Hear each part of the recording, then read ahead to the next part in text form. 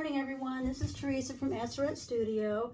I'm just going to go ahead and do a flip through of a soft cover journal that will be listed on Etsy here pretty soon. Today is October 11th, I believe. All right, not a fancy video, but enough to show you what the journal looks like and some of the goodies that I'm tucking inside. So this is front and back. Spine, there's 3 signatures, and this is a 1968 Simplicity pattern. And what I've done is I put Mod Podge, I think 2, at least 3 layers of Mod Podge on this to stiffen it up and to protect it, and just sewed a little bit of vintage rickrack and put that on 2 layers of muslin to give it just a little more durability. And then this is some vintage fabric as well as some vintage gingham. All right, so like I said, 3 signatures, close to 120 pages. Let's go ahead and go. So here we go. So there's a pocket on this side. There's also a pocket on the back inside flap. So you've got that pocket, your first signature. Signatures all have tabs. I'm just going to go ahead and stuff these pockets as we go through. This little pocket is created using a bunch of vintage quilt fabric, and then I just went ahead and sewed it on. A couple tickets from the 80s from orchestra and plays at IU's auditorium. I live in Bloomington. Got a little tissue paper, a pattern tissue pocket that I will just go ahead and slide a vintage flashcard into. Got a page from a early 1980s or late 70s pattern book for different kinds of crafts and such, but it's done in some good 60s and 70s colors. Got a piece of very thin ledger paper. Got a 1978 yearbook page. It's fun to look at the hairstyles and even the names. All right, something, just a little insert from an old pattern book. It's got a little tiny pocket here. I think I'll load that pocket up with, let me look at our little pile here. I'm just gonna stick this in. It's seam binding J&P coats, 39 cents, so you know it's old. What I like to do is back these with something sturdy and then stitch them to the side or glue to the side and create another tuck spot. So I'm going to stick that in there. Got one of those fun foldable cards that you would fold, stationery that you'd fold and put a little sticker dot on, and vintage card there. It says, I will make this, and some paper to write on.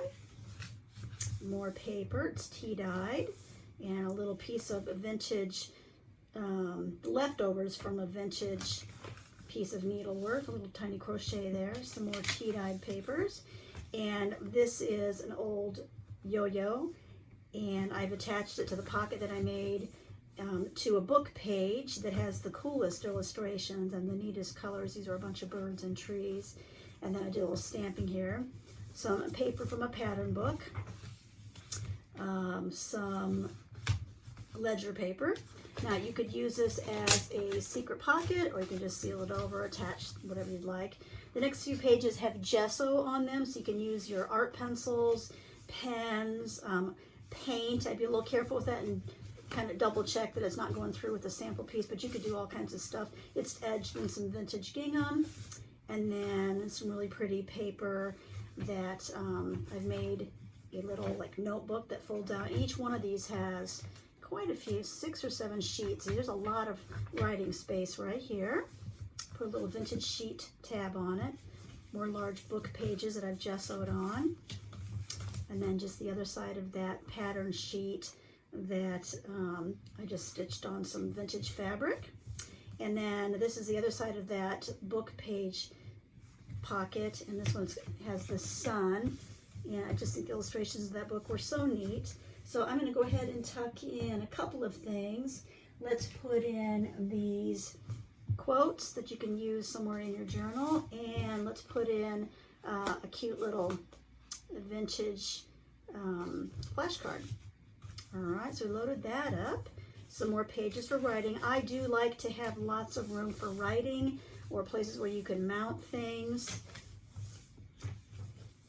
The back of that side of that, and it's got a little vintage playing card, a library card. So speaking of library cards, I gave you 3 to play with. You can stain those, stamp those, whatever. So I'm going to tuck those right there. I've got another little pocket here. Let's see. Why don't I go ahead and put, I'm looking for something small. I know I had something. Let's do a couple index cards. So another one of these vintage playing cards done in like the 60s, 70s colors. So put those there. You can create some fun things with that. Back side of the yearbook page. And then we have a belly band that is made from vintage tissue paper that I stitched, stamped, and then vintage sheets to create kind of a little cute little interest on the end of each page. So I'm going to go ahead and fold this sheet, tuck that in there, and let's tuck something else in here. Let's go ahead and tuck in this index file. The letter is F. We'll tuck that in. You can do some mixed media on that. And what else can I put in there? How about a guest check? This has been stained and then stamped.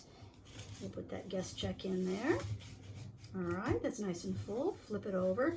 Place to put something here. Let's go ahead with this. I think this is 1963 or 68 flashcards with pictures. So I'll slide one of those in there. These are fun. You can mount them to the side, create pockets out of them. So that's in there for you. So first signature done. Second signature is a little bit smaller. And this one has a lot of places to do some writing, journaling, note-taking, etc. So here we go. I've got some vintage sheet here, vintage photo that I've kind of jazzed up. It's really pretty. It's 2 women in a field or something. It looks like they might be by a pond. And that opens up, place to mount a photo, more paper, and then some older writing paper that I tore from a ledger, and then more of those gessoed pages. And these book pages are from a kid's craft book, so you can have fun with those. And then these pages, I didn't edge, but I'll tell you what, I am including, if I can find it in my stack. What did I do with it? I'm gonna lift this up because I don't know what I did with it. All right, I will find it at the end. So I'm gonna go ahead and mark this page with this. So there's several pages of that with the vintage sheets zigzagged on and then some stamping. Corduroy book pages. And then this is from a 1950s work basket magazine. And I went ahead and just made pockets out of pattern paper and then coated those. So I've created pockets with those, and those are from 1950s work basket magazine. Some of the old advertisements are fun to read. And then more corduroy pages. You can do what you want with those. And then just more of these stamped pages with sheets on the edge. That's driving me crazy that I cannot find that strip that I was going to put with this. Hold on, I'm looking at my little pile here of things I need to do today. I don't know what I've done with it, but I'll show you what I'm talking about. So what you'll get is this long strip of different sheet sections sewn together, and what you can do is cut off the amount you need, and you can actually just glue them on. Let me go ahead and show you. Oh, let's see if I can get that open. Let's see. Anyway, you can open them up and then slide it on. You can stitch it, hand stitch it, glue it on, so you can edge your pages like I've done. You just slide it on there. But you'll get a long strip, it's about a foot long, well, 3 feet long, and I'll include the one that goes with this book in the colors that are on the cover. All right, let's keep going. So just lots of places to write and such, some stamping. All right, second signature, now we're getting to the last signature. A lot of places, once again, to take notes. You've got a little envelope there with some older note paper. You've got some images from a sewing magazine from the early 80s, I believe, 80s, late 70s. This is an upside down pocket, so we're going to go ahead and put something in here. I have to see what will fit. Okay, don't know if this will fit or not. Nope. I'm going to put this tag in. This tag is made out of an old robe done in some really pretty colors on the back side. You can do what you want. So I'm actually going to put that in upside down for the time being. It works. And then a fold-out page with some fabric, some paper that from an old typography book, different writing styles with letters, some more pages with handkerchief tabs, pages to write, pages to write. This is a cross-stitch pattern that I've folded in half and sewn to make pockets. I'm going to load this pocket up. I love using vintage bingo cards, so I've jazzed this one up. It's an actual journal card. You can put a tab on it if you want. I'm going to put that in here, and let's go ahead and put in, I found those, some Rolodex cards that you can use. These are good tip outs too. And how about a Monopoly game card that you can adhere somewhere and use it for like a corner tuck. And then you've got this really pretty piece of vintage needlework that I cut apart because it was damaged and made a pocket. So I'm going to slide in a couple of these large index cards that are great if you cut them in half for journal cards. They're a little too big, so I'm just going to leave them right there. But I will tuck in a recipe card. It's kind of cute. It looks kind of vintage with the rickrack. Tuck that in. I'm going to tuck in another vintage playing card, and I'm going to tuck in an old color transparency that you can jazz up. And I'm going to keep going here. So then we've got a pocket on this side, which I've put some paper in, a little note card. And I believe, let's check and see if this will work. Oh, this will work, I think. There's a large sheet of this to write on and a large sheet of this. So what I'm going to do is I'm just going to go ahead and fold those in half. Great little pieces of writing paper that you can write on and then put somewhere else if you wish. And then here we go. We're going to keep going. Another pocket. Let's go ahead and put in a card. You can put your own thread, fabric for the top if you'd like. Punch a hole, put yarn, whatever. But I've adhered paper to the back side, so it's a nice writing piece. And then this is another tag that you can write on the back that I've put another piece of advertising and patterns from the vintage 1950s work basket magazine. So we're going to keep going. Lots of places to write.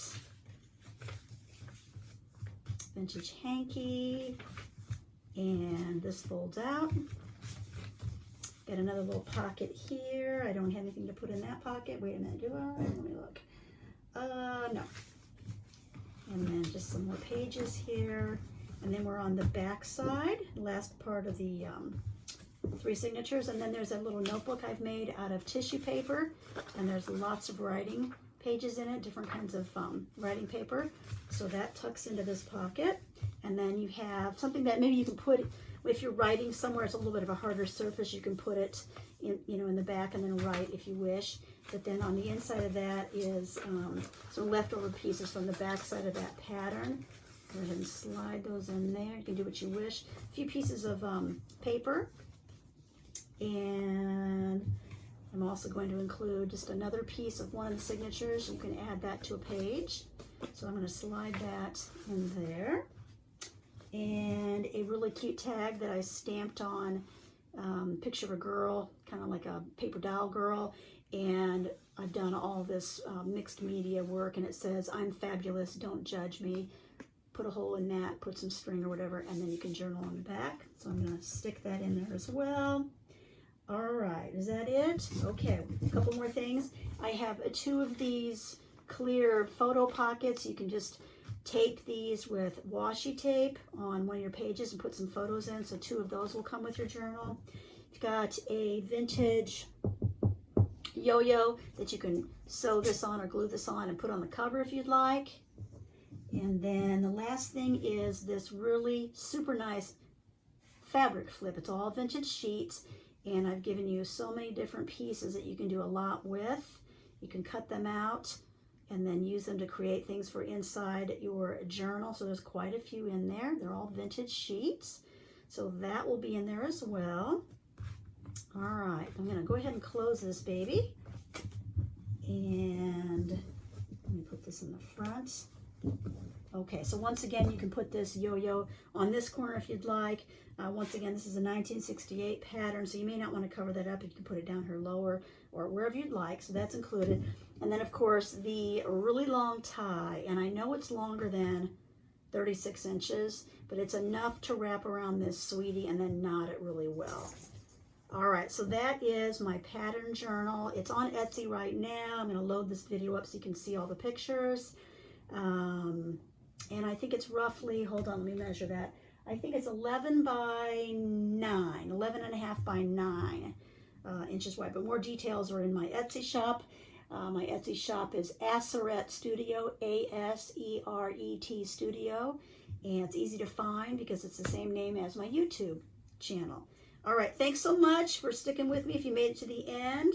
And if you are into watching YouTube videos today, I'm going to be putting a few more different videos on of more journals that I'm loading this week in the shop. Thanks again. Bye-bye.